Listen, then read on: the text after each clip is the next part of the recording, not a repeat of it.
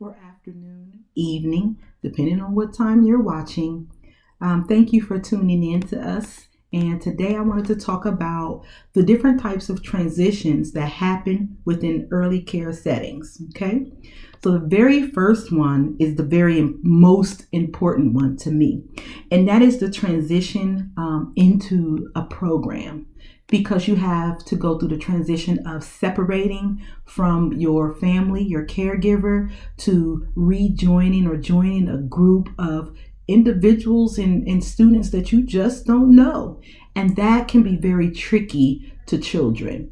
Now, this can happen at different ages and stages in the child's life, depending on when the families think it is a good time to put them in an early care environment. We like to say here in my program, the sooner the better. The sooner they are able to connect with other caregivers outside of their home, the sooner they are able to build these bonds, these strong connections, not only with their new caregivers, but the children that are in their program.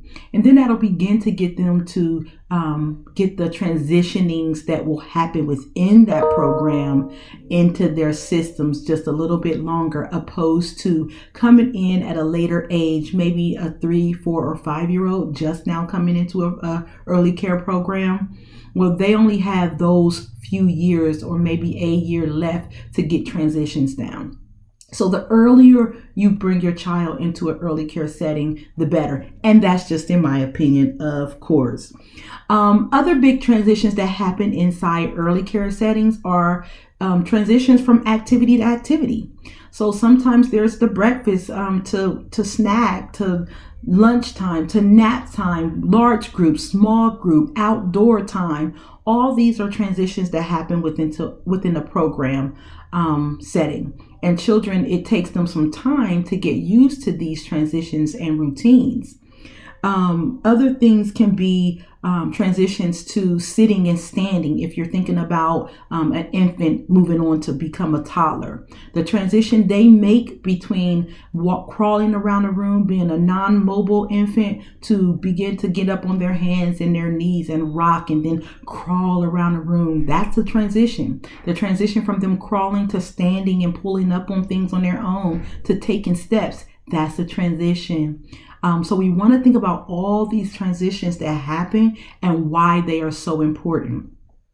When we think transitioning into and out of a program, you also can't forget the transition between leaving the infant and toddler program to the preschool program.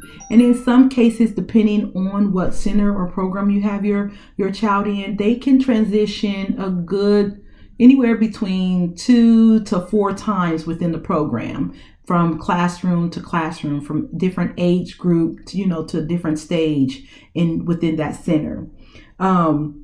Lining up can be a transition, and the more a child is into transitions and knowing what these transitions looks like by being in the infant toddler room, by the time they get into preschool and we're beginning to form lines so that we can transition together all in one group, opposed to transitioning as an infant and toddler, which can be singular. Okay, so that lining up transition, coming in and outside from the playground transition, waiting times, these are all transitions that can happen inside our early setting. But then you get those major transitions, right? Like the moving from the infant toddler room to a preschool program, or moving from a preschool program to a school age program when you're transitioning into kindergarten. But to me, if you have your child focused and in a group setting where they are able to experience all these transitions at a young age, that those major transitions that happen in their life will be a piece of cake. So when they transition in from the preschool program into kindergarten and having those conversations and reading those books and letting them visit the program will all help your child transition well. And not only will it help the child transition, it helps the parent or the adult or the guardian transition as well, because we all know those are transitions for ourselves as well. We get nervous, we get anxious just like our children when we just are able to show it in a different way. But remember, do this together. Share these moments together. Talk about them with your child so that it can help reduce their anxiety as well as yours. I am Kai Mosley, and thanks for watching.